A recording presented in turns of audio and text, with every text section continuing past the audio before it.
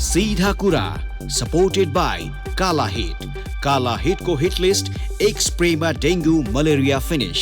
अब सुरु हुन्छ जनताको चासो गुनासो र प्रश्न सहितको विशेष कार्यक्रम सीधा कुरा।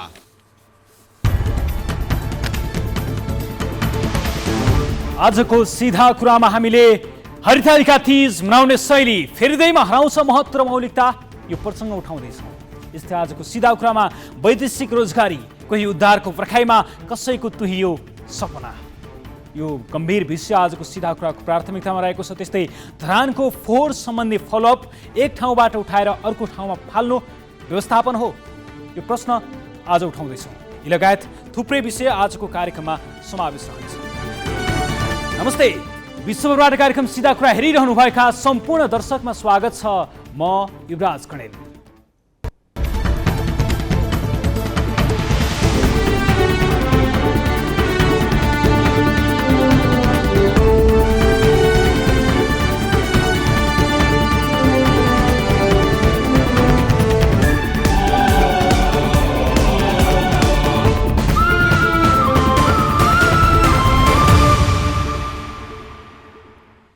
तीन वर्षमा 300 दिन तालाबन्दी हुने देशकै ठूलो विश्वविद्यालय त्रिभुवन विश्वविद्यालयमा अध्ययन अध्यापन होइन, तालाबन्दी गुण्डागर्दी र बेथिती र लापरवाहीले सीमा नाघेको छ। राजनीति सिक्ने विद्यार्थी नेता र अध्ययनको बहाना बनाएर वर्षौंदेखि विश्वविद्यालयमा गुण्डागर्दी गर्ने विद्यार्थी संगठनका नेताहरूदेखि पार्टीको झोला बोकेर चोर बाटो विश्वविद्यालय छिरेका प्राध्यापक उपप्राध्यापकहरूको दाउपेचमा त्रिभुवन विश्वविद्यालय फसिरहेको छ। त्रिभुवन विश्वविद्यालयका उपकुलपति धर्मकान्त बास्कोटा नियुक्त भएदेखि नेभी सङ्घको एउटा समूहले निरन्तर विश्वविद्यालयमा तालाबन्दी तोडफोड र अवरोध गर्दै आएको छ। अनि तालाबन्दी तोडफोड र अवरोधको विरोधमा अनिराज सिब्यू लगायतका विद्यार्थी संगठनहरू पनि उही तालाबन्दी तोडफोड र अवरोधमा उत्रिरहेका छन्। अनि प्राध्यापक उपप्राध्यापकहरूले बेला बेलामा गर्ने तालाबन्दी पनि राजनीतिक दलको कित्ता काटेर हुन्छन्, जसले जति पटक जसरी आन्दोलन गरे पनि भन्नलाई त सबैको एउटै कुरा भन्छन्, सबैले एउटै कुरा रड्छन्। विश्वविद्यालयमा राजनीति हुने भयो, राजनीति धेरै भयो, यसको अन्त्यका लागि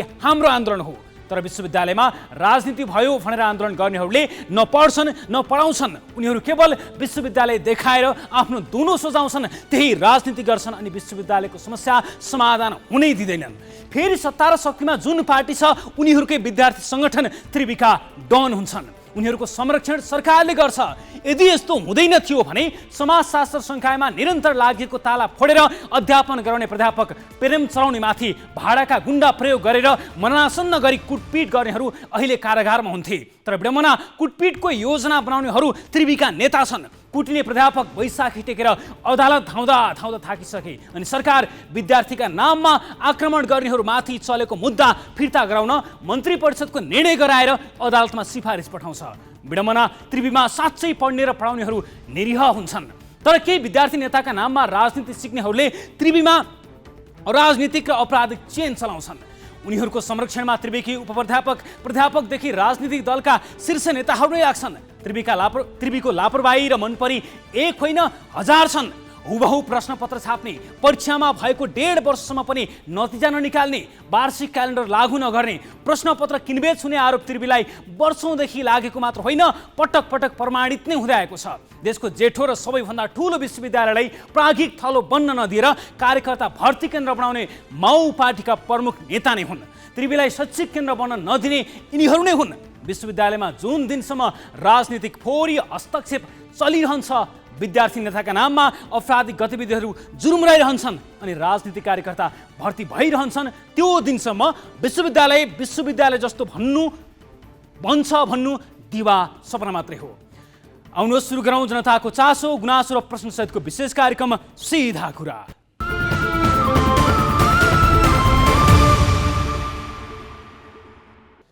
ब्रेकपछि कार्यक्रमको नयाँ श्रृङ्खलामा स्वागत छ। आज पनि हामीले विभिन्न विषयहरूमा सम्बन्धित रिपोर्ट तयार पारेका छौँ भने तिनै विषयसँग सम्बन्धित व्यक्तिहरूसँग जवाफ लिने प्रयास गर्नेछौँ। अब लागौँ आजको पहिलो विषयतर्फ। आज हिन्दू धर्मावलम्बी महिलाहरूको हरितालिका तीज। धार्मिक रूपमा निराहार व्रत बसी महादेवको पूजा आराधना गर्ने प्रचलन रहेको छ भने सामाजिक रूपमा दिदी बहिनी जम्मा भएर आफ्ना दुःख सुख साट्ने तथा दरका रूपमा मिठो मसिनो खाने चलन रहेको छ। साथै तीजमा महिलाहरूको भावनाहरू अव्यक्त गर्ने शब्दहरूलाई भाका हालेर तीज गीतका रूपमा गाउने गरिन्छ। तर पछिल्लो समय तीज मनाउने यसको शैली परम्परागत शैलीमा परिवर्तन आएको देखिन्छ। तीजमा गाउने गीत, नाच तथा दरका रूपमा खाने परिकारहरूमा पनि धेरै परिवर्तन आइसकेका छन्। हरितालिका तीजको शुभकामनासहित तयार पारिएको रिपोर्ट हेर्नुहोस्।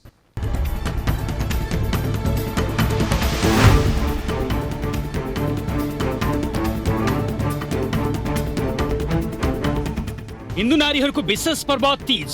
अविवाहित महिलाले शिवजी जस्तै पति पाइयोस् र विवाहितले आफ्नो पतिको दीर्घायुको कामना गर्दै दिनभरि निराहार व्रत बस्ने परम्परा रहेको छ। तर समयसँगै आएको परिवर्तनले तीज मनाउने संस्कृतिमा पनि परिवर्तन हुँदै गएको छ।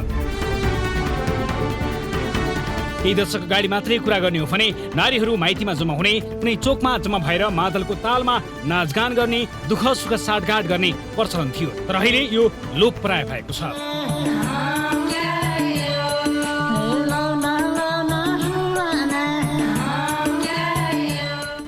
अहिले रेस्टुरेन्ट तथा पार्टी प्यालेसहरू तीज मनाउने चोक चौतारो भएका छन् भने दरमा परिकार पनि फेरिएका छन्। दुधबाट बनेका परिकारको ठाउँमा मांसाहारी महँगा खानाले लिएको छ अनि मादलहरूलाई स्पिकरले विस्थापन गरिसकेको छ। चोक चौताराका नाचहरू अहिले टिकटकमा देखिन्छन्। हिजो नारीहरू एउटा चोकमा जम्मा भएर मौलिक लोक सांस्कृतिक गीत गाउने गर्थे, जसमा उनीहरूको पीडा र दुःखको कथा बुनिएको हुन्थ्यो। र अहिले बजारमा परिवारसँगै बसेर सुन्न नसक्ने खालका भड्किला र उत्ताउला किसिमका गीतहरू बज्न थालेका छन्, जसले हाम्रो लोक संस्कृतिलाई नै मिच्ने हो कि भन्ने चिन्ता कतिपयमा देखिन्छ। यी रेस्ता शैलीले मौलिक परम्परा बोकेको पर्व तीजको मौलिकता फेरिएको देखिन्छ। यी रेस्ता गीतहरूले न नारीको भावना बोकेको पाइन्छ, न उनीहरूका दुःख सुखका कुराहरू बोलेको हुन्छ। यस्ता गीतहरूले केवल नारीलाई नै मनोरञ्जन बनाएको देखिन्छ। यस्ता तीज गीतमा उत्ताउलोपन त छँदैछ, यिनले नारीहरूलाई हुच्चाउने उपहास गर्ने प्रवृत्ति पनि मौलाएको छ।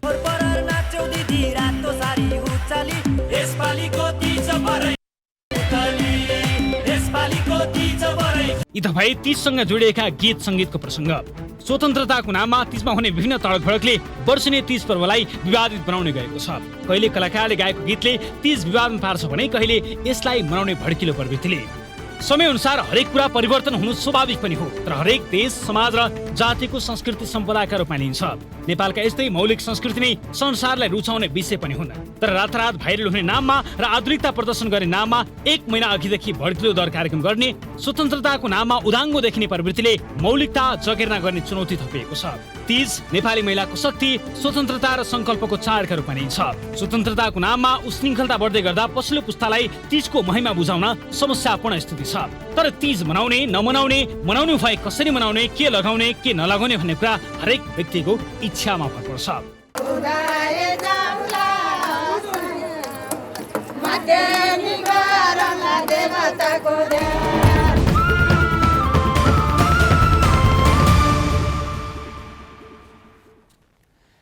यस विषयमा हामीले कुराकानी गर्न समाजशास्त्री डाक्टर मीना पौडेललाई सम्पर्क गरेका छौँ। मीनाजी, स्वागत छ सिधा कुरामा।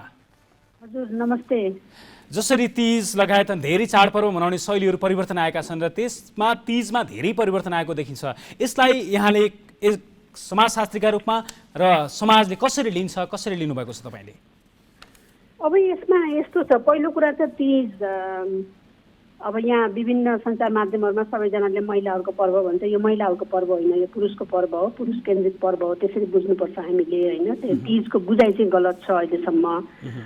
अर्को भनेको यो तपाईँले भन्नुभएको प्रश्नमा आउँदाखेरि के छ त भन्दाखेरि यो तीज पहिला हाम्रो धर्म संस्कृति अनि परम्पराले मनाइन्थ्यो, त्यसले चाहिँ निर्देश गरेको हुन्थ्यो। अहिले बजारले निर्देश गरेको छ, बजारले कब्जा गरिसक्यो र बजारले यसरी गर्नुपर्छ, कसरी गर्नुपर्छ, के लाउनुपर्छ, के खानुपर्छ, कसरी मनाउनुपर्छ भन्ने बजारले निर्देश गरेको छ। त्यसले गर्दाखेरि यो बजारीकरण भयो, नाफा नोक्सानको खेतीमा गयो तीज जस्तो पर्व।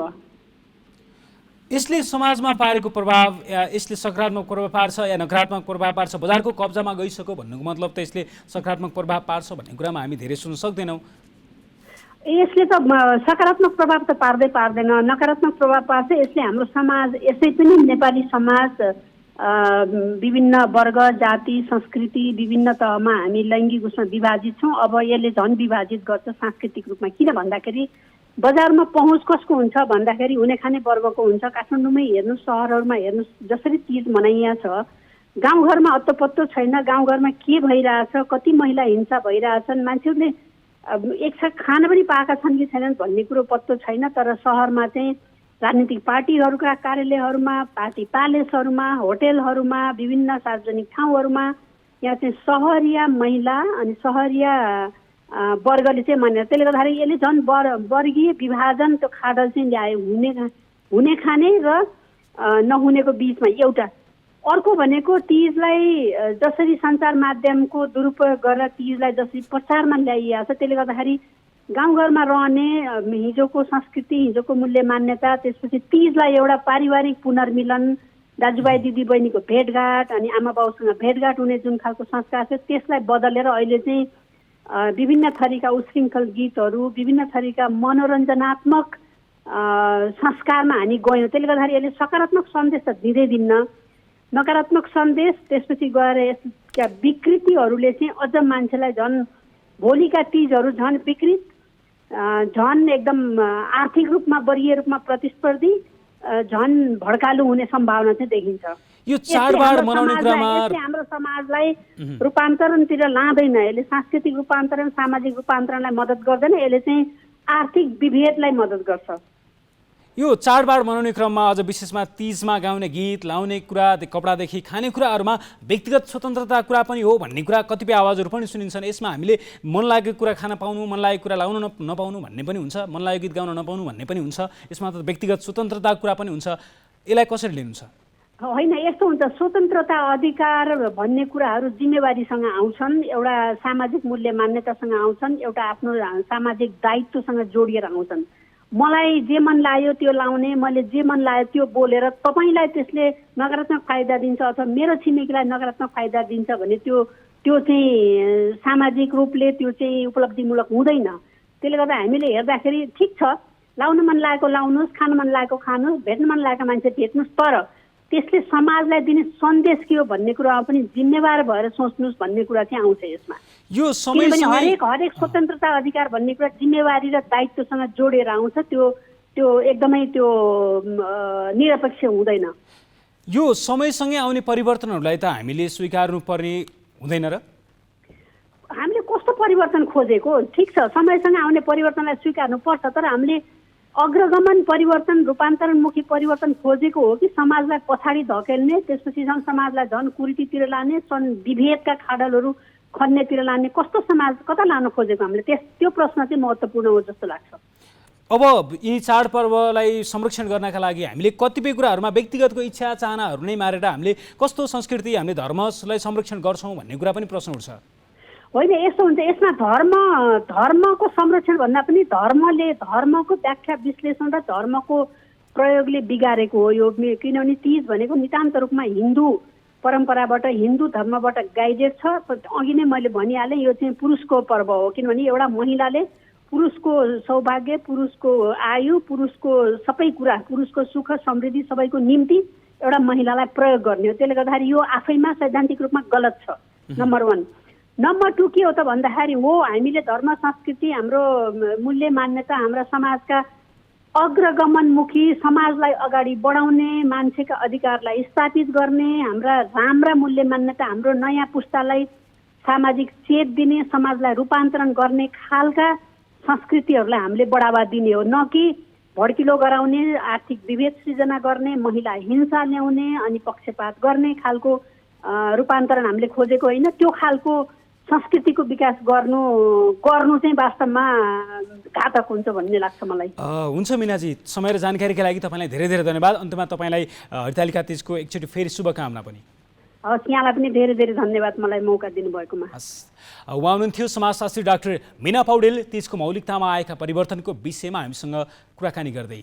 अब अर्को प्रसङ्ग, आर्थिक अवस्था कमजोर भएका नेपालीहरूका लागि निर्विकल्प जस्तै बनेको वैदेशिक रोजगारीका सयौं सकारात्मक पाटाहरू पनि छन्। विदेशीका 50 लाख बढी नेपालीहरूको परिवारलाई मात्र होइन, देशको अर्थतन्त्र सम्हाल्नका लागि पनि वैदेशिक रोजगारी मेरुदण्ड हो। तर यही बीचमा वैदेशिक रोजगारीले घर परिवार र समाजमा ल्याएको उधार चढाव पनि बेहिसाब भेटिन्छन्। आकर्षक काम र तलबको लोभमा परेर अवैध बाटो प्रयोग गर्दै प्रतिबन्धित मुलुकमा समेत पुग्नेदेखि विदेशमा बेपत्ता हुने, लामो समयदेखि बिरामी भएर अस्पतालको शय्यामा छटपटिनेदेखि ज्यान गुमाउने नेपालीको सङ्ख्या ठुलो छ। वैदेशिक रोजगारीमा गएका तिनै नेपालीहरूले भोगेका यस्तै समस्याहरूलाई समेटेर तयार पारिएको रिपोर्ट हेर्नुहोस्। हामीले यो रिपोर्ट तयार पार्ने क्रममा छौँ। यससँग सम्बन्धित व्यक्तिहरूसँग पनि हामीले कुराकानी गर्नेछौँ। हामीले यससँग कन्सुलर विभागका प्रमुखसँग यो विषयमा कुराकानी गर्नेछौँ। अहिले यो रिपोर्ट तयार हुँदैछ। रिपोर्ट तयार हुनु भइरहेको छ। यो बिचमा हामीले यस विषयमा हामीले तयार पारेको रिपोर्ट हेर्नुहोस्। धादिङका गोरे तामाङ 8 वर्षअघि रोजगारीका लागि साउदी अरेबिया पुगेका थिए। सुरुमा ट्रक चालकका लागि पुगेका उनको सुरुवाती समय राम्रै चल्यो, तर कम्पनीको अवस्था नाजुक बनेपछि उनले कम्पनीसँग रिलिज मागेर होटलमा काम गर्न थाले। 3 वर्षपछि तलब तथा सेवा सुविधामा चित्त नबुझेपछि उनले कम्पनी छाड्ने निधो गरे, तर कम्पनीले उनलाई रिलिज गर्न मानेन। उनी जसोतसो त्यहाँबाट निस्के, तर केही दिनपछि उनी जेल पुगे। किन यसरी दुःख दिइरहेको छ, मैले के बिगारेको छ र भनेर भन्दाखेरि चाहिँ तेरो कम्पनीले तमाथि केस गरेको रहेछ भने। अनि त्यसपछि चाहिँ चौकीमा त्यस्तै 3 दिन बसिसकेपछि मलाई अदालत लिएर गयो। अदालत लिएर गएपछि पहिलोचोटि चाहिँ मलाई अदालत लगेन माथि। अनि अदालत माथि नलगेपछि चाहिँ मलाई तलैबाट त्यो न्यायाधीशले चाहिँ यो पेपरहरू निकालेर चाहिँ पुलिसलाई दिँदो रहेछ होइन। अब फर्काएर लैजा भनेर चाहिँ दिँदो रहेछ। अनि त्यसपछि चाहिँ म चौकीमा फर्काएर ल्याएपछि अनि त्यसपछि चाहिँ मलाई जेल सेभ गरिदियो होइन, जेलमा हालिदियो। उनलाई उनले काम गरेको होटलका सञ्चालकले रकम हिनामिना गरेको भन्दै मुद्दा हालेका रहेछन्। उनले 70,000 रियाल हिनामिना गरेको मुद्दा चलेको थियो, र कम्पनीले आफूले लगाएको आरोप प्रमाणित गर्न सकेन। गोरेले सफाई पाए। केही दिनपछि साउदी प्रहरीले फेरि उनलाई पक्राउ गर्यो। पहिलाकै उनका साउले अर्को मुद्दा हालेका रहेछन्। त्यसपछि मात्र उनलाई थाहा भयो कि उनलाई साउले 4वटा फरक मुद्दा हालेका रहेछन्। हामीले पहिला तँलाई यहाँबाट छोडिदिएको थियो, अनि तेरो कम्पनीले हामीमाथि यहाँ यसो कुरा गर्न आयो, त्यो भएर समातेको भनेर भनेपछि अनि मलाई त पुलिस भन्नु त ठुलो अदालत हो नि त होइन। अदालतले छोडिसकेको मान्छेलाई मलाई अनि किन अर्कोचोटि किन समाउनु पर्यो भनेर भनेको। अनि त्यसपछि चाहिँ होइन यो हाम्रो देश हो, हाम्रो हिसाबले चल्नुपर्छ भने चाहिँ मलाई त्यहाँ समातेर भित्र हाल्यो। अनि म चाहिँ यी सबै मुद्दाका कारण उनी 4 वर्षसम्म साउदी अरेबियाको जेलमा बिताए। साउदी अरेबियास्थित नेपाल दूतावासको सहयोगमा 4 वर्षपछि उनले सबै अदालतबाट सफाई पाए। त्यसपछि उनलाई सिधै नेपाल फर्काइयो। नेपाल आउँदा उनी रित्तै थिए। यता घरमा भएकी श्रीमतीसँग सम्बन्ध विच्छेद पनि भइसकेको थियो। वैदेशिक रोजगारीले आफ्नो सपना र परिवार दुवै उजाडेपछि उनी अहिले क्षतिपूर्तिका लागि धाइरहेका छन्। नेपाल फर्किने क्रममा दूतावासका पदाधिकारीले उनको क्षतिपूर्तिका लागि पहल गर्ने बताएका थिए। उनले उनीहरूको माग अनुरूपको कागजपत्र पनि पठाइदिएका छन् र अहिले उनीहरूले काम गर्न नसक्ने बताउँदैका छन्। भनेको एउटा क्यारियर बिग्रियो, मेरो इज्जत गयो। अब घर परिवारसँग यस्तै भत्तरकोले भयो नि। अब सबै कहीँतिर पनि के बचेन क्या मेरो। अब यो एउटा उनीहरूले झुटा आरोप यसरी अब केस लगायो होइन। एउटा केस भइसकेपछि एउटा प्रमाण त चाहियो नि त। बिना प्रमाण मान्छेलाई यसरी जेलमा थुनामा राख्ने भएपछि त अब म त एउटा मेरो इज्जतको अवस्था मैले त एउटा खोजीनीति त गर्नु पऱ्यो नि त। अब नेपाल सरकारले भएर हुन्छ कि मैले त एउटा क्षतिपूर्ति माग गरिरहेको छु, क्षतिपूर्ति होइन। यता रोजगारीका लागि इजरायल भनेर गएकी ओखलडुङ्गा सिद्धिचरण नगरपालिका 6 कि शारदा मगर इराक पुगेर बेपत्ता भएकी छिन्। उनी विगत 1 महिनादेखि परिवार तथा आफन्तको सम्पर्कमा छैनन्। शारदा खोटाङ घर बताउने अञ्जना लामा मार्फत वैशाख 26 गते भारत र दुबई हुँदै इराक पुगेकी थिइन्। उनलाई वैशाख 26 गते बिहान 10 बजेको फ्लाइट छ भन्दै कपनबाट एयरपोर्ट लगिएको थियो, तर प्लेन नआएको बहाना बनाउँदै भारत लगिएको र भारतबाट दुबई हुँदै इराक पुर्याइएको परिवारको भनाइ छ। यहाँबाट हिँडेको 4 दिनमा चाहिँ अब भिसा लाग्यो भनेर चाहिँ होइन। अनि नेपालबाट भारतको बाटो हुँदै होइन दुबई पुर्याएर हजुर यहाँ घरबाट हिँडेको चाहिँ 16 गते, त्यसपछि 26 गते तुरुन्तै 26 गते चाहिँ हिँडाएछ। दुबई पुगेपछि अनेक बहाना बनाएर आफूसँग भएको सबै कागजपत्र च्यात्न लगाएको शारदाले परिवारसँग बताएकी थिइन्। त्यसपछि 3 दिन लगाएर उनीहरू इजरायल पनि इराक पुगेका थिए। त्यहाँ लगेर राम्रो काम दिनुको सट्टा शारीरिक तथा मानसिक यातना दिएको परिवारको भनाइ छ। परिवारले शारदाको उद्धारका लागि अञ्जना लामालाई कुरा गर्दा 8 लाख रुपियाँ रकम माग्ने गरेकी छिन् भने नपठाए ज्यान जान सक्ने धम्की दिने गरेकी छिन्। नेपाल पठाइदिन पर्यो भन्ने कुरा गर्दाखेरि उसले मलाई ठुलो रकम माग्यो भनौँ न। कति माग्यो? उहाँले चाहिँ सुरुमा चाहिँ 8 लाख रुपियाँको कुरा गर्नुभएको थियो। अनि पछि त बढ्यो भाइ 9 लाखसम्म पनि 9.5 लाख 10 लाख नै भेट्छ भन्ने कुरा पनि गर्नुभयो। हजुर। अनि निकाल्नको लागि नेपाल त्यति पैसा पठाइदिनुहोस् म तपाईँको मान्छेलाई नेपाल रिटर्न गरिदिन्छु भन्नुहुन्थ्यो। त्यस्तै सुनसरीका मोहम्मद इमरान खान 1 वर्ष अघि साउदी अरब पुगेका थिए। काम गर्ने क्रममा उनको दुर्घटना भयो। मेसिनमा परेर उनले दुवै खुट्टा घुमाए। उनले नेपाल फर्किन खोजेको धेरै समय भए पनि उनी फर्कन सकेका छैनन्। म नेपालै फर्के क्षतिपूर्ति आफ्नो 100% क्षतिपूर्ति लिएर म नेपाल फर्किन खोजिरहेको छु। हाम्रो धेरै दुःख छ यहाँ हजुर, केही खानापिना दिँदैन। म मुक्तिले भन्दाखेरि एडजस्ट गरेर भन्दैछ, केही खानापिना दिँदैन। आज भने भोलि बिर्सिहाल्छ, केही छैन खानापिना। साथीसँगहरू छ यहाँ इन्डियनहरू, त्यहीहरू खाना लिएर आउँछ रुममा अनि यही खाने हो। यता उनका बाबुआमा उनको पर्खाइमा बसेको महिनौ भइसकेको छ, तर म्यानपावरले उनलाई फिर्ता ल्याउन पहल समेत गरेको छैन। मैले विदेश पठाएको सौदी अरबिया सर 1 वर्ष पनि भएको छैन। 3 महिना काम गऱ्यो, त्यस पछाडि मेसिनमा कामको बेलामा ड्युटीको बेलामा मेसिनमा पस्यो सर। उसको केचाक कुचुक 2टै खुट्टा भयो। मेरो छोरालाई हस्पिटल लग्यो, 1 महिनापछि एउटा बायाँ साइडको खुट्टा काट्यो सर। अर्को खुट्टा पनि सर डेन्जर कचाक कुचुक नै छ। त्यो तिग्राको मासु काटेर अर्को खुट्टामा चिप्याएको रहेछ। मेन पावरले अहिलेसम्म मेरो छोरालाई केही हेरविचार गरेको छैन, फोन पनि गरेको छैन। मेरो छोरालाई 1 सुक्को पैसा पनि सेलरी पनि केही पनि दिएको छैन। परिवारले छोराले पाउनुपर्ने क्षतिपूर्ति सहित इमरानलाई चाँडो नेपाल फर्काइदिन आग्रह गरेका छन्।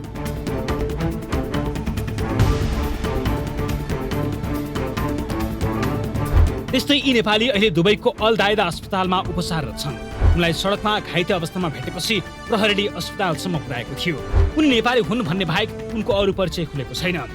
नेपालीहरूकै सहयोगमा उनको उपचार भइरहे पनि उनको पहिचान हुन नसक्दा निकै समस्या परेको त्यहाँ स्थित नेपालीहरूले बताएका छन्।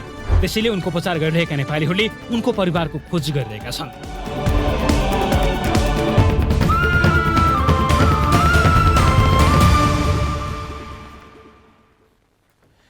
यस विषयमा थप कुराकानी गर्न हामीले कन्सुलर सेवा विभागका महानिर्देशक धनबहादुर ओलीलाई सम्पर्क गरेका छौँ। महानिर्देशक सर, स्वागत छ सिधा कुरामा। नमस्कार। आज हामीले एउटा वैदेशिक रोजगारीमा गएर जीवनमा उदार चढाव भोगेका विभिन्न घटनाहरूलाई समेटेर एउटा रिपोर्ट प्रसारण गऱ्यौँ। वैदेशिक रोजगारीमा गएका कतिपय लामो समय जेलमा बसेर निर्दोष साबित भएर नेपाल फर्किनु भएको घटनाहरू छ। कोही बेपत्ता भएको उतै विदेशमै हराउनु भएका घटना छ। अङ्गभङ्ग भएर उतै अल्पत्र पर्नुभएका नेपालीको विषय पनि छ। अहिले कन्सुलर सेवा विभागसँग कति जति नेपालीहरू विदेशको जेलमा रहनुभएको, कति जति अस्पतालमा रहनुभएको कुनै डाटा छ हामीसँग? हामीसँग जेलमा भएको डेटा चाहिँ छ। अब अङ्गभङ्ग भएको, उद्धार गरेको, मृत्यु भएको, शव ल्याउने प्रक्रिया चलेको डेटा चाहिँ छ। मलाई अलिकति समय दिनुभएको भए त्यो डेटा सहित म तपाईँलाई जानकारी गराउन। अनुमानित हामीसँग कति जति नेपालीहरू अहिले विदेशमा त्यस्तो अवस्थामा हुनुहुन्छ? तपाईँले यस अगाडि पनि हेरिरहनु भएको, जानकारी गराइरहनु भएको हेर्दा अहिले यस्तो छ, हामीसँग उद्धार भएको गत वर्ष चाहिँ हामीले 646 जना जस्तो लाग्छ मलाई गत आरोमा हामीले उद्धार गरेको। अब डेड बडी चाहिँ गत वर्ष अलिक कम छ, 248 जतिको आएको छ तुलनात्मक रूपले। अघिल्लो वर्ष हामीसँग 400 प्लस थियो। अब यो सबैको अहिलेको तथ्याङ्क यो आर्थिक वर्ष कति छ तथ्याङ्क यहाँले अलिक समयमा जानकारी गराउनु। विदेशमा जेलमा रहेका नेपालीहरूको सङ्ख्या पनि धेरै छ भनिन्छ। कस्ता कस्ता घटनामा जेलमा परेको देख्नु भएको छ, तपाईँले पाउनु भएको छ तपाईँको अध्ययनबाट? त्यो 2-3 प्रकारले यसलाई हेर्नुपर्ने हुन्छ। कतिपय चाहिँ श्रमिकहरू जसलाई यहाँदेखि लगेका कामदार म्यान पावर कम्पनीहरूले तोकिएको तलब नदिने अथवा त्यो कम्पनीमा चित्त नबुझ्दाहरूमा छोडेर जाने, त्यसो गर्दा कम्पनीहरूले केही झुटा मुद्दा लगाइदिने अथवा उनीहरूलाई भगौडा भन्दो रहेछ, भगौडा भन्ने हालिदिने जस्ता केसमा परेकाहरू चाहिँ एक प्रकारको हुन्छ। उहाँहरूलाई कतिपय स्वदेश फिर्ती गर्ने क्याम्पमा बस्या हुन्छ, कति क्याम्प हाम्रोमा हुन्छ, कति उनीहरूको क्याम्पमा हुन्छ। त्यो एक क्याटेगोरीको छ। अर्को क्याटेगोरी भनेको मुद्दामै परेर अदालतको फैसलाले अथवा अदालतमा मुद्दा चलेको र त्यसको सुनवाई भइरहेको, कतिपय थोरै सङ्ख्यामा अदालतले निर्णय नै गरेर फैसला सुनाएको त्यस्तो केसहरू केही हुन्छ।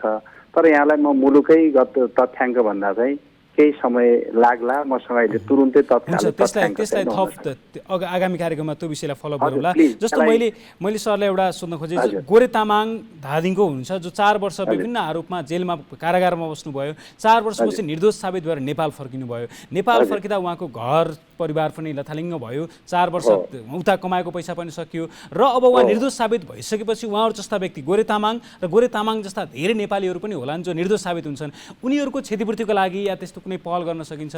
हाम्रो नेपाली सरकारको तर्फबाट केही पहल हुन्छ? यो मैले अलिकति मलाई समय दिनुहोस्, म थोरै भन्छु है। ओके, यस विषयमा हामीले जान्नुपर्ने सेयर गर्नुपर्ने विषयहरू छन्। हुन्छ सर।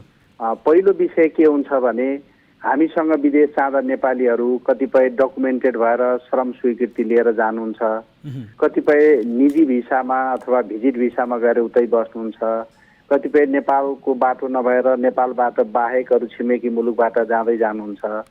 अब कन्सुलर सेवा विभागको कार्यक्षेत्र भनेको कुनै पनि नेपाली मुलुकदेखि बाहिर गएर कुनै प्रकारको कानुनी समस्या झमेला अथवा अप्ठ्यारोमा पर्दा अथवा घाइते हुँदा अथवा जेल पर्दा हराउँदा त्यो समग्रलाई उद्धार गर्ने हिसाबले भियना कन्भेन्सनले तोकेका मापदण्डका आधारमा Vienna convention on consular relations भन्छ, कन्सुलर सम्बन्धी अभिसन्धि हुन्छ। त्यसका हामी पक्ष भएको नाताले समग्रमा हामी श्रमिक होस् अथवा व्यवसायी होस् अथवा विद्यार्थी होस् अथवा कुनै पनि नेपाली विदेश जाँदा उसलाई आइपर्ने समस्याहरूका बारेमा आवश्यक सहयोग पुर्याउनु, उद्धार गर्नु, तिनीहरूको लागि मुद्दा लडिदिनु, क्षतिपूर्ति दिलाउनु, नेपाल फर्काउने मा सहयोग गरिदिनु चाहिँ कन्सुलर सेवा विभागको कार्यक्षेत्रभित्र पर्छ।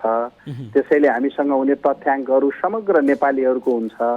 तर यो मुलुकभित्र आइसकेपछि अथवा मुलुकभित्र चाहिँ त्यसका विभिन्न निकायहरू हुन्छन्। जस्तो गोरेबहादुर तामाङजीकै केसमा उहाँ फर्किसकेपछि उहाँ बस्दाको कागज, उहाँलाई भएको दुःख, उहाँले जेल सजाय भोगेको र उहाँले पाएको र पछि उहाँ निर्दोष साबित भएको केस लिएर कन्सुलर सेवा विभाग त्रिपुरेश्वरमा आउनुभयो भने उहाँलाई हामीले हाम्रो तर्फबाट सम्पूर्ण कागजातहरू तयार गरेर उहाँको पक्षबाट विदेशमा क्षतिपूर्ति दाबी गर्ने गरी हाम्रो दूतावासलाई पठाउँछौँ र त्यहाँबाट कार्य सुरु हुन्छ।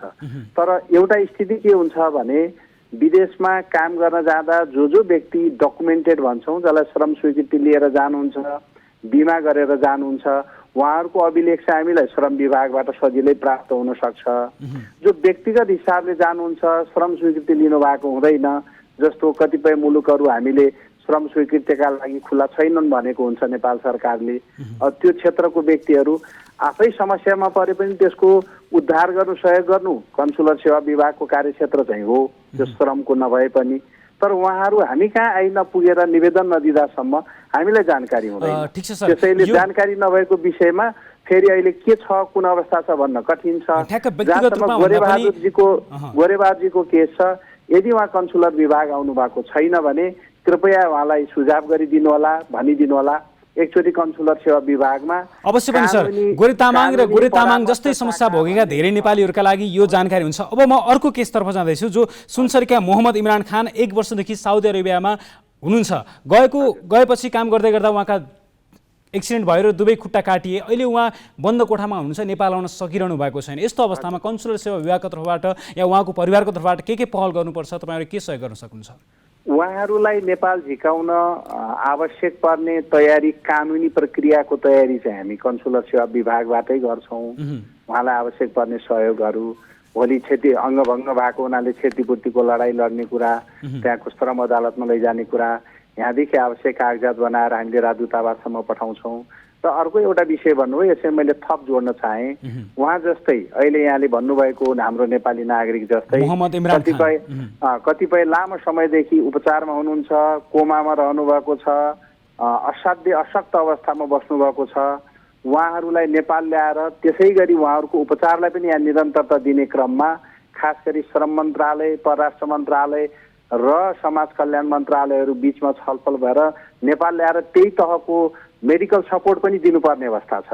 यद्यपि यो सबै कन्सुलर सेवा विभागको कार्यक्षेत्रभित्र पुरै पर्दैन, तर यो बिचमा छलफल भएर कसरी फेसिलिटेट गर्ने, उहाँहरूलाई स्वदेश फिर्ती र परिवारसँगको पुनर्मिलनले पनि जीवनमा अलि सहजता दिन्छ, अलि मान्छेलाई उत्साह दिन्छ, उपचारमा पनि सहजता हुन्छ, एउटा विषय भयो।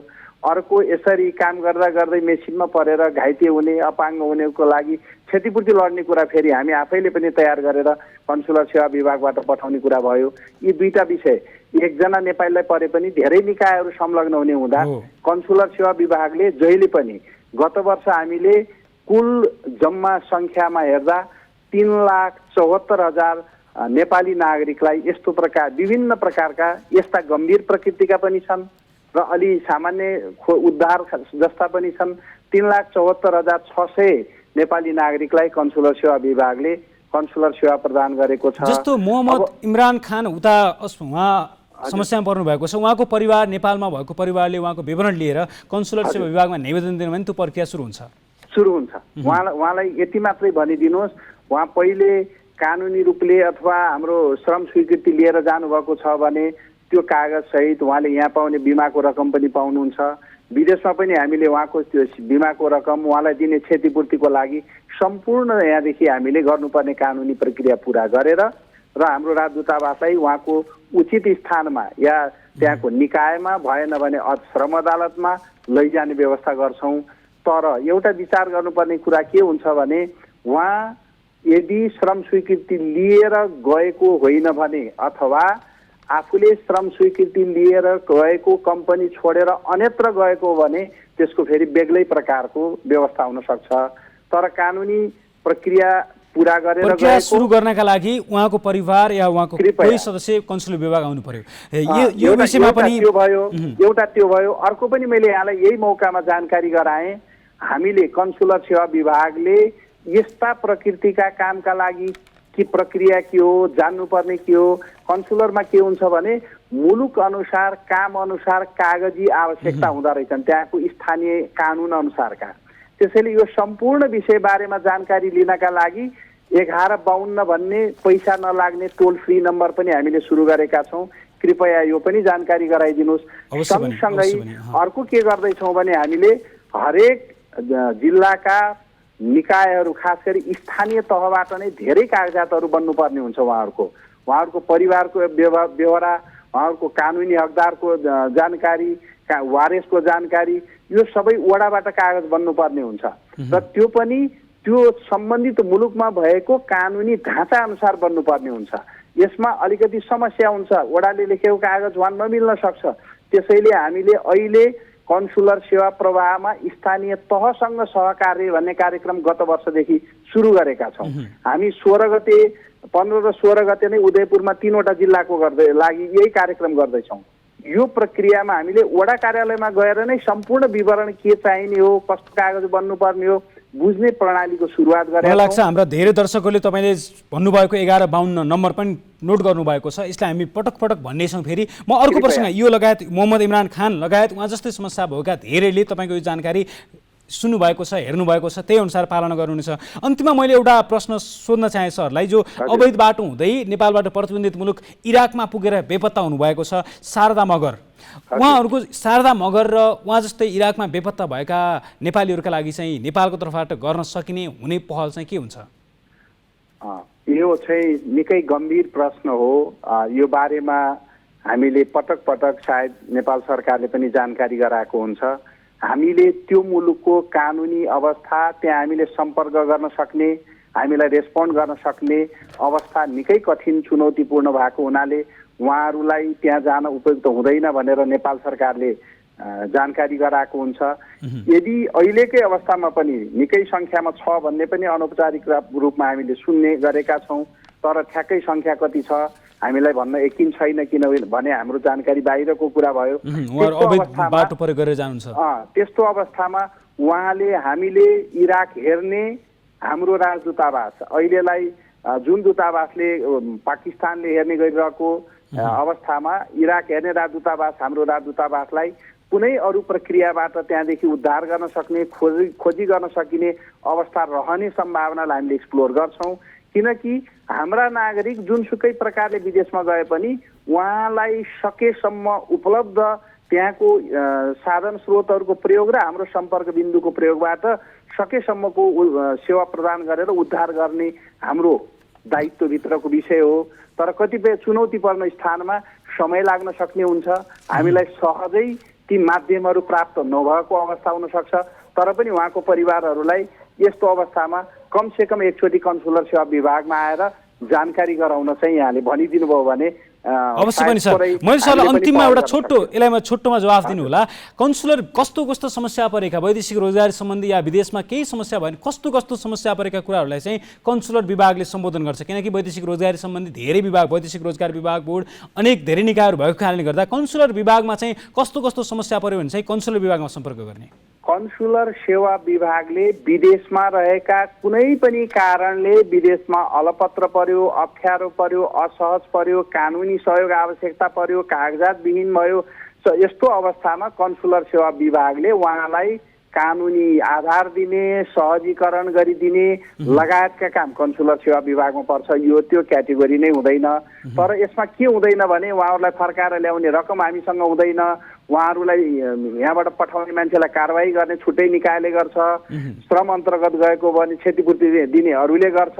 तर सबैको समग्र संयोजन र कानुनी रूपले त्यसलाई सहजीकरण गरिदिने र उहाँहरूलाई सकेसम्म त्यहाँबाट उपलब्ध कानुनी व्यवस्थाका आधारमा सहज रूपमा फर्काउने र नेपाल ल्याइदिने जिम्मेवारी यो कन्भेन्सनका आधारमा कन्सुलर सेवा विभाग। यी बाहेक पनि केही जानकारी चाहियो भने तपाईँहरू कन्सुलर विभागमा पुग्नु भने अन्य निकायमा सहजीकरण गरिदिने काम पनि कन्सुलर विभागबाट हुन्छ।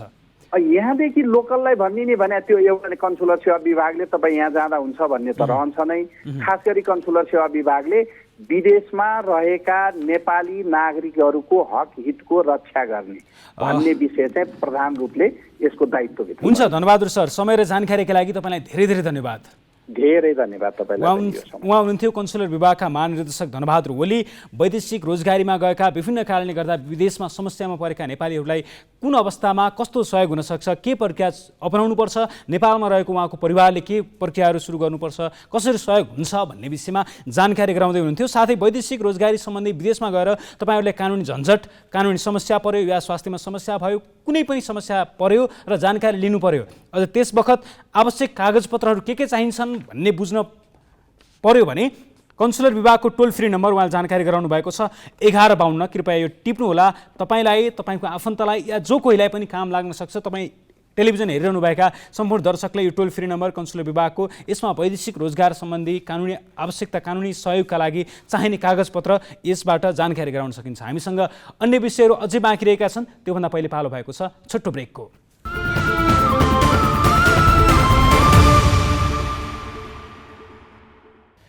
ब्रेकपछि पुनः स्वागत छ कार्यक्रम सीधा कुरामा। अब बाँकी प्रसङ्ग। चितवनमा 4 वर्षदेखि हस्पिटालिटी म्यानेजमेन्ट लगायतका विषयमा विदेशी विश्वविद्यालयको सम्बन्धन लिएको भन्दै सञ्चालित कलेजको सम्बन्धन नै अवैध विश्वविद्यालय रहेको पाइएको छ। नारायणगढ स्थित फोवर्ड्स कलेजले स्विजरल्यान्डको विश्वविद्यालयसँग सम्बन्धन लिएको भनेर विद्यार्थीहरूलाई भर्ना लिँदै आएको छ, कक्षा सञ्चालन गर्दै आएको छ। अहिले भने युरेका विश्वविद्यालय नै अवैध ठहरेपछि 400 विद्यार्थीको भविष्य अन्यलमा परेको छ। चितवनबाट ग्यालेक्सी संवाददाता प्रकाश सिगदेलले पठाएको यो रिपोर्ट हेर्नुहोस्।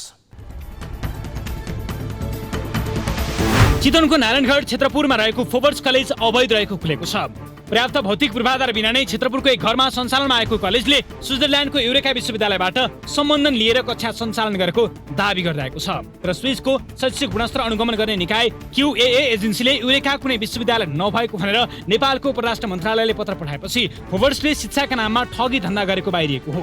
4 वर्ष अगाडिदेखि हस्पिटालिटी म्यानेजमेन्ट र कम्प्युटर साइन्स कक्षा चलाउँदै आएको कलेजमा अध्ययनरत 350 विद्यार्थीको शैक्षिक भविष्य अहिले अन्यलमा देखिएको छ। इक्जाम पनि छैन, युनिभर्सिटी पनि छैन, शिक्षा मन्त्रालयबाट केही एप्रुभै नभइकन क्लास सञ्चालन गर्नुभएको छ। जुन अब शिक्षा मन्त्रालयले पाइदिएर भन्ने क्लास भइरहेको छ। सुरुमा अब 15 दिन क्लास गर्छ, हामी युनिभर्सिटी आउँदा 5th को 15 दिन गर्छ भन्नुभयो। 3 महिना भइसक्यो, अझै भइरहेछ। इक्जाम हुँदैन। अब कति जान्छ थाहा छैन। पहिला पोल्यान्डको युनिभर्सिटी ल्याउँछु भन्नुभयो, SPU, त्यसपछि भएन, फेरि थाइल्यान्ड, पहिला थाइल्यान्डको गर्नुभयो, त्यसपछि पोल्यान्डको भन्नुभयो, त्यो पनि आएको छैन। आउँछ कि नै फिक्स पनि छैन।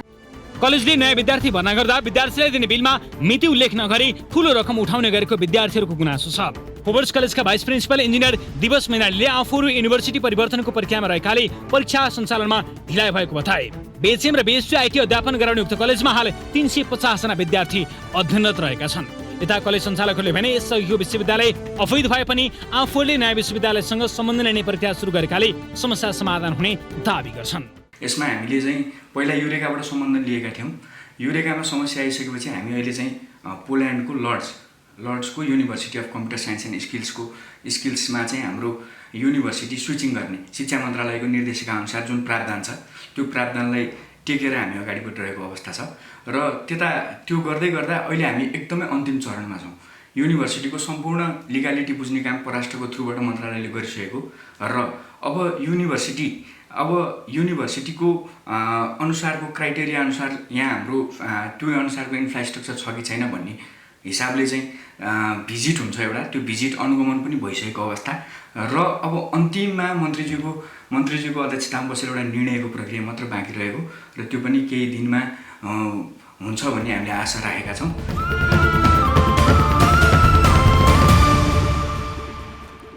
यस विषयमा थप कुराकानी गर्न हामीले चितवन स्थित फुर्बस कलेजका प्रिन्सिपल हरिश शरण पाठकलाई सम्पर्क गरेका छौँ। पाठक सर, स्वागत छ सिधा कुरामा। हजुर सर, धन्यवाद। कस्तो त अवैध विश्वविद्यालयको सम्बन्धन लिएर कक्षा सञ्चालन गर्नुभएको तपाईँहरूले, जसका कारणले गर्दा धेरै विद्यार्थीहरूको भविष्य अन्यलमा देखियो नि सर? हजुर सर, यो विषयमा सरले हजुरले अवैध भन्नुभयो। यो चाहिँ हामीले 2074 सालमा शिक्षा मन्त्रालयमा स्विजरल्यान्डको विद्यालयसँग सम्बन्धन लिएर प्रक्रिया पुर्याएर नै सञ्चालन गरेको। अनि तपाईँले सम्बन्धन लिनुभयो कि तपाईँले सम्बन्धन लिएको विश्वविद्यालय नै अवैध रहेछ भन्ने कुरा आयो नि त?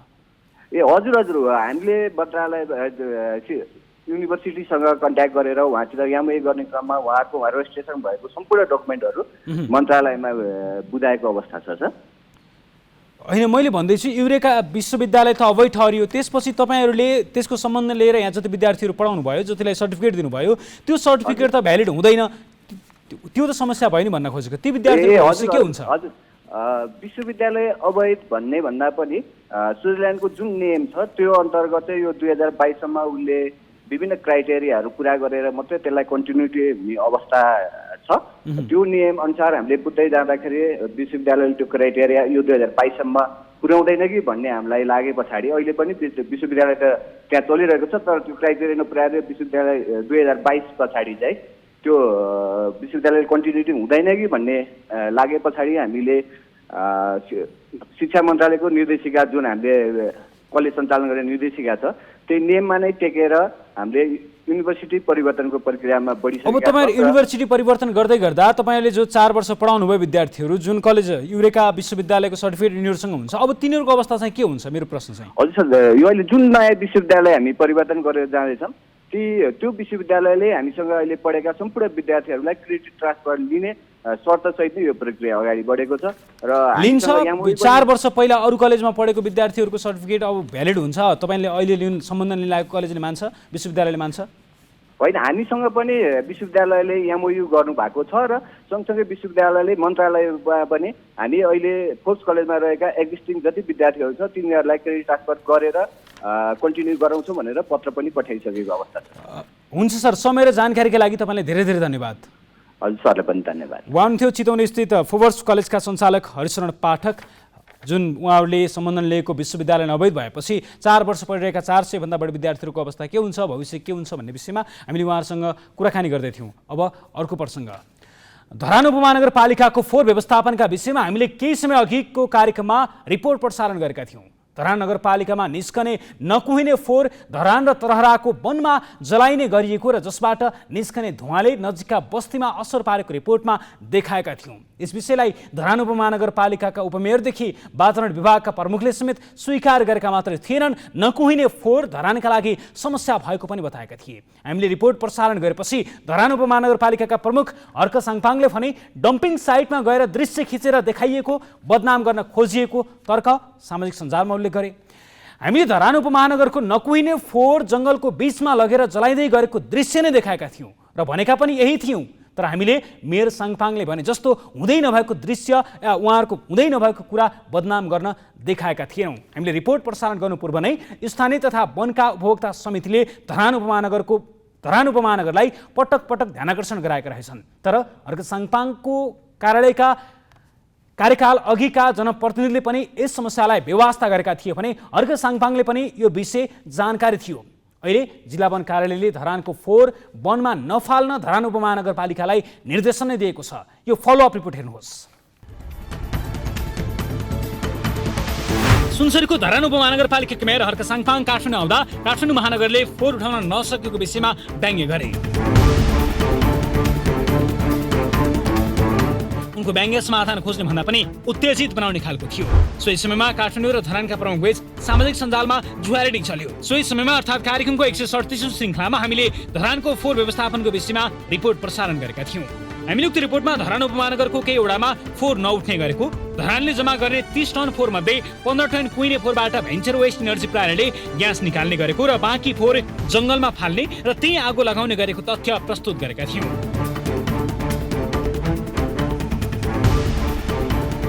हामीले प्रस्तुत गरेको तथ्यलाई उपमहानगरका वातावरण विभाग प्रमुखले समेत स्वीकार गरेका थिए। अहिलेसम्म त तपाईँले नकुहिने फोहोर चाहिँ यो खोलाको धरान चारकोसे झाडीसँग यो खोलाको किनारमा जलाइरहनु भएको छ।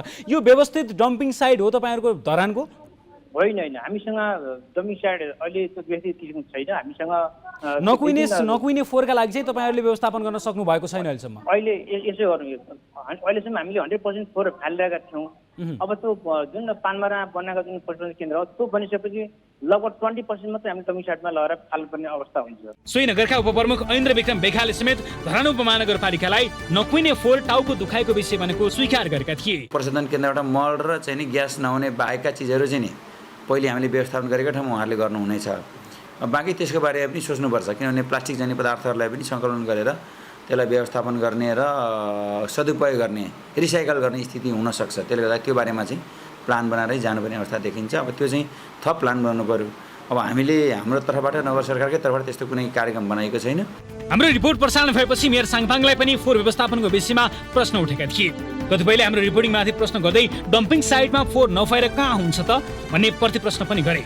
साङपाङले पनि कहिले फेसबुक लाइभ त कहिले स्टाटस लेखेर आफूलाई फसाउन नियतवश डम्पिङ साइटको भिडियो बनाएर कुप्रचार गरेको आरोप लगाए। र धरानमा समस्या के अरे फोहोर छ भनेर तपाईँहरूले भन्नुभएको छ, कुन चाहिँ गल्लीमा छ त्यो मलाई भन्नु होला। 5 मिनटमा म उठाउन लाउँछु। 5 मिनट है, कुन गल्लीमा फोहोर छ, के छ, कसो छ। हाम्रो कहाँ त्यस्तो छ? त्यो जङ्गलमा तल तपाईँको ल्यान्डफाइल साइडमा गएर हेरेर हुन्छ? त्यहाँ त फाल्ने नै हो नि, हामीले फाल्नै बनाएको ठाउँ हो त्यो। र इटरी दुर्गन्धित भयो। कहाँ इटरी दुर्गन्धित भयो? त्यो झुटो समाचारहरू बनाएर मान्छेलाई दिग्भ्रमित नगर्नु होला। म मिडियाकर्मीहरूलाई पनि भन्न चाहन्छु, हुन त अब फेसबुक चलाउनकै लागि भनेर करोडौँ रुपियाँ छुट्याउनेहरूले अब केही त अब गरे होलान्। स्मरण होस्, हामीले रिपोर्टिङ गर्नु पूर्व नै स्थानीयहरूले अव्यवस्थित फोहोर व्यवस्थापनको समस्या समाधान गर्न उपमहानगरको ध्यानकर्षण गराएका थिए। गत असार 8 गते तरहरा र धरानबीच चारकोसे झाडीभित्र पर्ने बाँझघरा सामुदायिक वन उपभोक्ता समितिले धरान उपमहानगरलाई ध्यानकर्षण पत्र बुझाएको थियो। सो पत्रमा सेउती खोला नजिक वन क्षेत्रमा फोहोर फाल्दा दुर्गन्ध फैलिएको, फोहोरमा लगाइएको आगोको धुवाले नजिकका बासिन्दा र हिँडुल गर्ने मानिसको स्वास्थ्यमा असर परेकाले यस्तो कार्य बन्द गर्न भनिएको थियो। यो हेर्नुहोस्।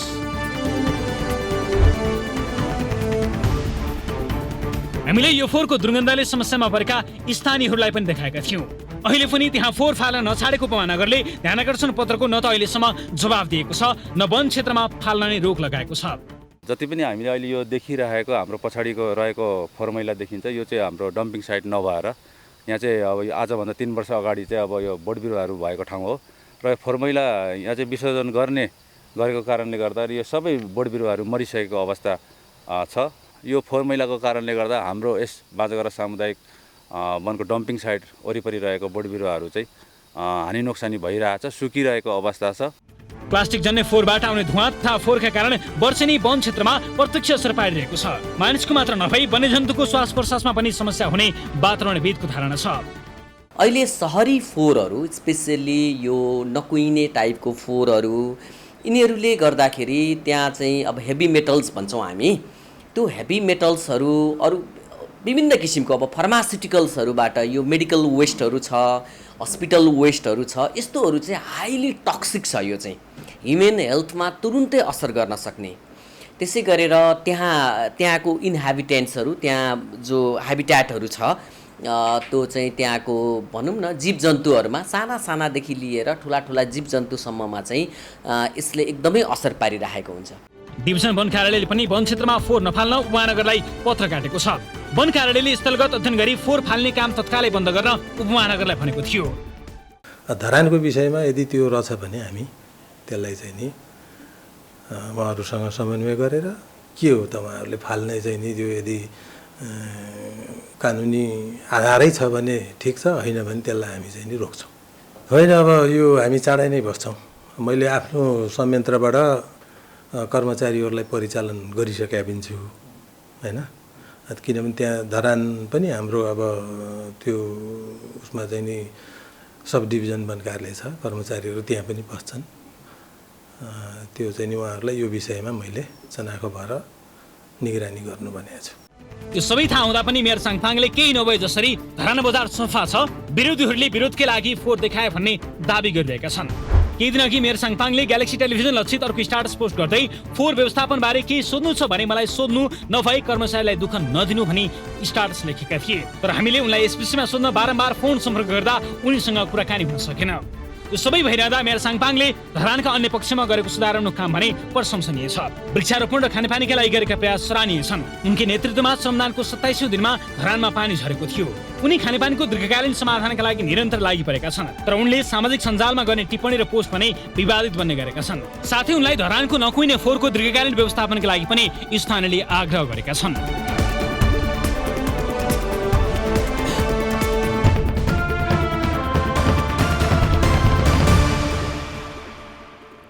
यस विषयमा हामीले कुराकानी गर्न धरान उपमहानगरका मेयर हर्क साङपाङलाई धेरै पटक प्रयास गऱ्यौँ, तर सायद उहाँको व्यस्तताका कारण उहाँसँग कुराकानी हुन सकेन। उहाँको समय अभावका कारण नै हामीले यसअघि धरान उपमहानगरका उपमेयर र वातावरण विभागका प्रमुखसँग कुरा गरेका थियौँ। हामीले धरान उपमहानगरमा मेयर हर्क साङपाङले गरेका राम्रा कामलाई प्राथमिकताका साथ प्रसारण गरिरहेका छौँ। यसअघिका कार्यक्रममा हेर्न सक्नुहुनेछ। नकुइने फोहोर व्यवस्थापनका लागि पनि मेयर साङपाङले गम्भीर भएर योजना अघि बढाउनु भन्ने असल उद्देश्यले रिपोर्ट प्रसारण गरेका हौँ। राम्रोलाई राम्रो भन्न र सुधार्नुपर्ने कुरालाई सुधार्न हामीले निरन्तर झकझकाउने छौँ। यसलाई कसरी लिने तपाईँहरूकै जिम्मा। हामीले बाँझघरा सामुदायिक वन उपभोक्ता समितिका उपाध्यक्ष कुमार भारतीसँग यस विषयमा थप कुराकानी गर्ने प्रयास गरेका छौँ। भारतीजी, स्वागत छ सिधा कुरामा। हजुर, नमस्कार।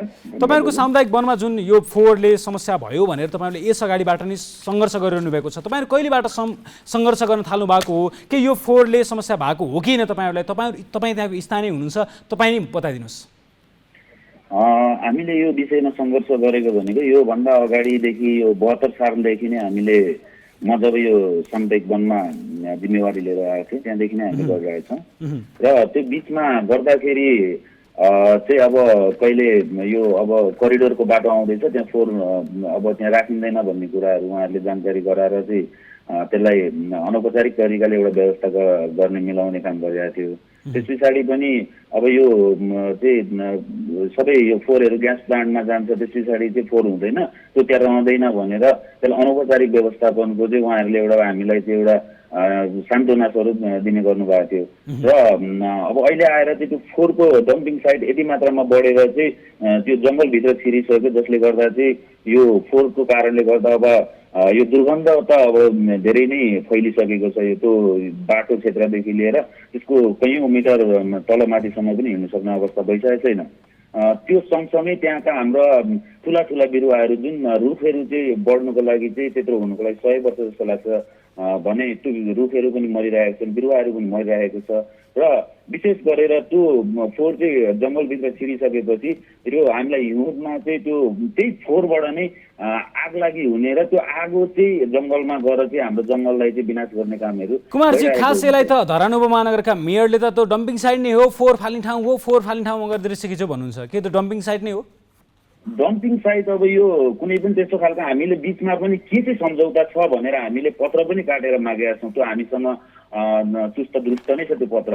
केही सम्झौता पहिला छ भने हामीलाई उपलब्ध गराइदिनुहोस्, होइन भने यो फोहोरलाई चाहिँ व्यवस्थित गरिदिनुहोस्। अब हामीले यसलाई चाहिँ तत्कालीन अब यो लानै हुँदैन त भन्ने कुरा चाहिँ हामीले गरेनौँ, किनकि अब 20 वटा वार्डबाट निस्केको फोहोर कहाँ लाने, तर यसलाई चाहिँ व्यवस्थित तरिकाले दीर्घकालीन व्यवस्था चाहिँ गरिदिनु पर्यो भनेर हामीले बारम्बार गराएका छौँ। डम्पिङ साइटै भनेर कुनै पनि त्यस्तो आधिकारिक रूपमा चाहिँ सामुदायिक वनसँग सम्झौता छैन। यसले तपाईँहरूले अहिले धरान उपमहानगरका नयाँ मेयर हर्क साङपाङ आएपछि तपाईँले ध्यानाकर्षण गराउनु भएको छ, उहाँलाई जानकारी गराउनु भएको छ?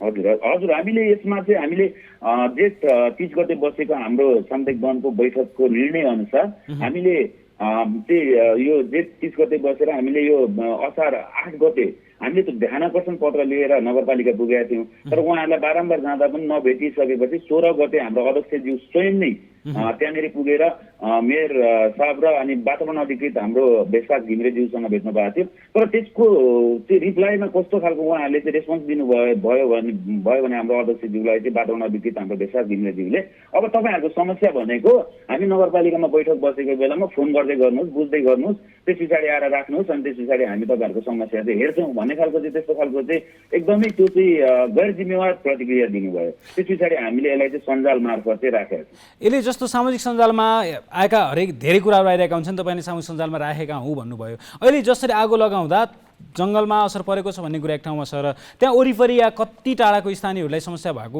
भन्ने कुरा चाहिँ कतिको सत्य हो? यो सत्य नै हो। हाम्रो नै तपाईँको त्यहाँनिर हाम्रो कर्मचारीहरू वन हेरालुहरू हाम्रो कर्मचारीहरू 4 जना हुनुहुन्छ। त्यो ठाउँसम्म पुग्नु त के त्यसको माथिसम्म पनि पुग्नु सक्नुहुन्न। हामीले गस्ती परिचालन गर्नुपर्ने हुन्छ, हप्ताको एकचोटि पर्छ हाम्रो गस्तीहरू चाहिँ सो ठाउँसम्म जानु सक्ने अवस्था नै छैन। त्यसको दुर्गन्ध यति मात्रामा चाहिँ तीव्र गतिमा धरान उपमहानगरपालिकाले त्यहाँ फोहोर फाले बापत सामुदायिक वनलाई कुनै रोयल्टी राजस्व के तिर्नुहुन्छ? त्यस्तो केही पनि छैन।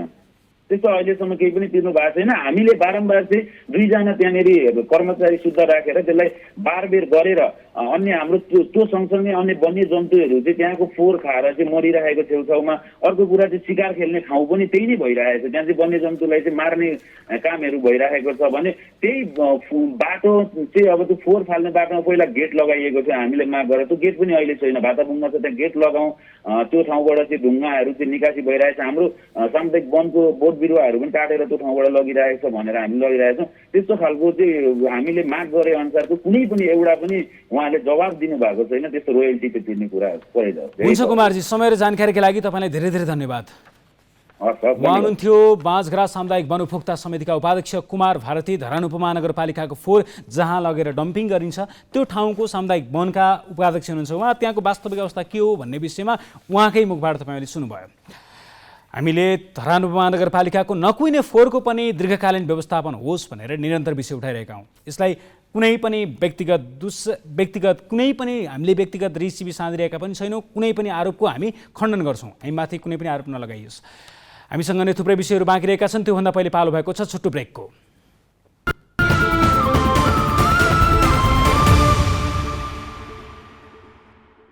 ब्रेकपछि पुनः स्वागत छ कार्यक्रम सिधा कुरामा। अब बाँकी प्रसङ्ग। यो रिपोर्ट हामीले एक आमा र उनका 8 छोरीहरूको सहयोगार्थ प्रसारण गर्दैछौँ। रामेछापको मन्थली नगरपालिका 9 पुराना गाउँकी 40 वर्षीय चमेली मगरका दुवै आँखाले देख्न छाडेको 15 वर्ष भयो। दुवै आँखाले नदेख्ने भए पनि 8 जनाको परिवार पाल्ने एकल जिम्मेवारी उनकै हो। श्रीमान बितेपछि उनी दृष्टिविहीन आमाले मुस्किलले परिवारको जिम्मेवारी थानेकी छिन्। रामेछापबाट ग्यालेक्सी संवाददाता नवराज श्रेष्ठले पठाएको यो रिपोर्ट हेर्नुहोस्।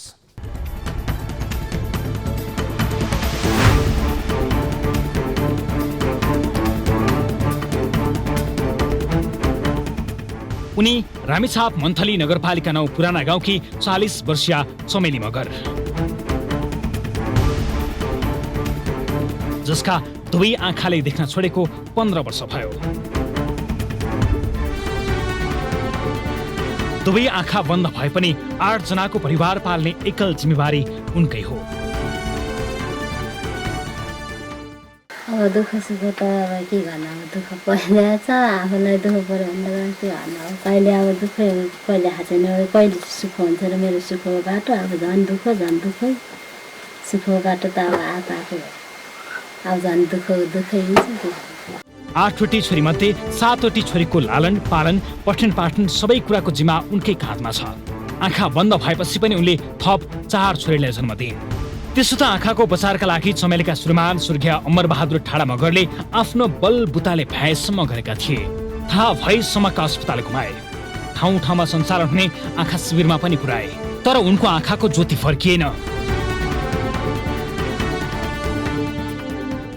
झन् बितिसक्यो। अब अहिले 4 वर्ष भइसक्यो बितेकै। अहिले झन् दुःख, अब झन् दुःखै हुन्छ।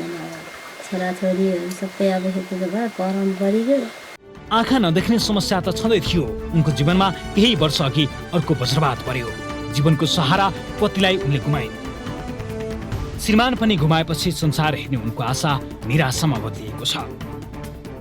डालो पनि बुन्छु, अब डालहरू सबै बुन्छु अनि अब चकटी बुन्नु पनि अब कुचो बाँड्छु अब यस्तो आफूले एउटा कुचो पनि बाँड्छु दम्ला बाँड्छु बाख्रालाई अब भुइँसीलाई पनि बाँड्थ्यो भुइँसीलाई अहिले छैन भुइँसीलाई पनि दम्ला बाँड्थ्यो भुइँसीलाई चाहिँ अहिले छैन म बाँड्दिनँ बाख्रालाई चाहिँ अहिले पनि गोरा 2-3 बाँडिरहेको छ एक गोरा चाहिँ अस्ति हुँदा अब नाम्लोको बलियो हुँदैन आफैले नाम्लो बलियो बाँड्ने त्यही हो अनि म त खाली त्यही काम गर्ने अब दुवै आँखा नदेख्ने चमेलीको काँधमा 8 बहिनी छोरीको लालन पालन र पठन पाठनको जिम्मेवारी छ। केही समय त छिमेकीहरूले सहयोग पनि गरे।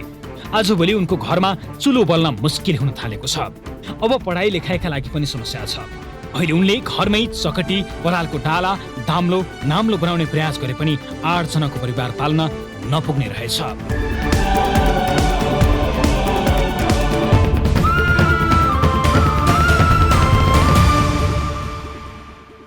चमेली मगरको विषयपछि अब लागौं अर्को प्रसङ्गतर्फ। काठमाडौँ महानगरमा अवैध संरचना भत्काउन सुरु भएपछि यो अभियानले देशका ठूला सहरमा पनि प्रभाव पारेको छ। काठमाडौँका मेयर बालेन्द्र शाहले अवैध संरचना भत्काउन सुरु गर्दा ती संरचनामा व्यापार व्यवसाय गरिरहेकाहरू भने आक्रोशित छन्। तर यसको सकारात्मक प्रभाव भने अन्य सहरमा मापदण्ड र नक्सा पास विपरीत बनेका वा प्रयोग गरिएका संरचनालाई वैधानिक बनाउन तथा अवैध संरचना हटाउन सुरु भएको छ। यो रिपोर्ट हेर्नुहोस्। पछिल्लो समय काठमाडौँ महानगरपालिकामा बनाइएका अनाधिकृत संरचना हटाउन सुरु भएपछि देशका अन्य ठूला सहरमा पनि अवैध संरचना हटाउन सुरु गरिएको छ। काठमाडौँका मेयर बालेन्द्र शाहले नक्सा विपरीत बनाइएका संरचना, सार्वजनिक क्षेत्र अतिक्रमण गरी बनाइएका संरचना, सम्झौता अनुरूप संरचनाको सदुपयोग नभएको पाइएपछि उक्त संरचना हटाउने र खाली गराउने कार्यलाई निरन्तरता दिएका छन्। यसको समर्थनसँगै कानुनी पक्षमा प्रश्न उठे पनि पार्किङको नक्सा पास गराएर अन्य संरचना बनाएकाहरूले आफै भत्काउन लागेका छन्। अहिले भने भक्तपुर, कास्की, कैलालीका विभिन्न स्थानीय तहले सार्वजनिक सूचना प्रकाशन गर्दै अनाधिकृत संरचना हटाउन 35 दिने अल्टिमेटम दिइसकेका छन्।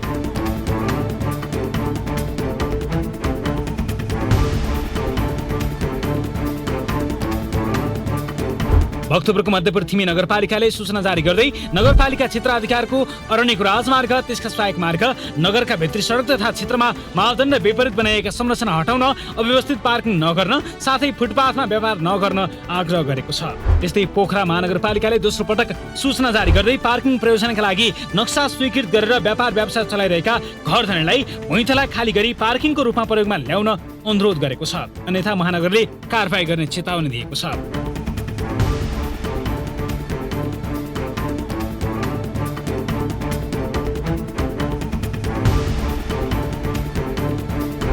धनगढी उपमहानगरपालिकाले पनि सार्वजनिक सूचना जारी गर्दै कैलाली पुलदेखि वडा नम्बर 8 क्याम्पस चोक आसपास 15-15 मिटर सडक अधिकार क्षेत्रभित्र पर्ने घर टहरा तथा संरचना असोज मसान्तसम्म हटाउन अनुरोध गरेको छ।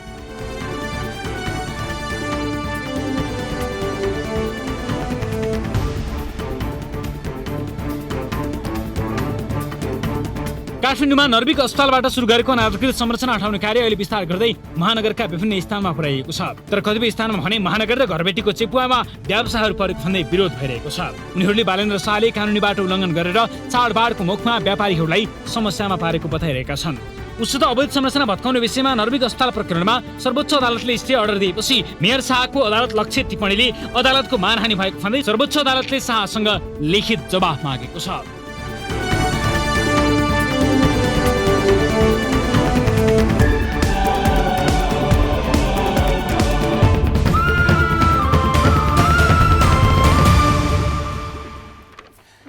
यिनै विषयहरूसँगै आजका लागि भने कार्यक्रमको हामी अन्त्यमा आएका छौँ। कार्यक्रम सिधा कुरा तपाईँहरूको चासो गुनासो र प्रश्न राख्ने साझा थलो हो। हामीलाई विभिन्न माध्यमबाट सम्पर्क गरी सुझाव तथा सूचना दिन नभुल्नुहोला। साथै हामीलाई फेसबुक, ट्विटर अनि युट्युबमा सब्सक्राइब गरी निरन्तर अपडेट हुनुहोला। कार्यक्रमबाट सम्पूर्ण टिमसहित बिदा दिनुहोस्। नमस्ते।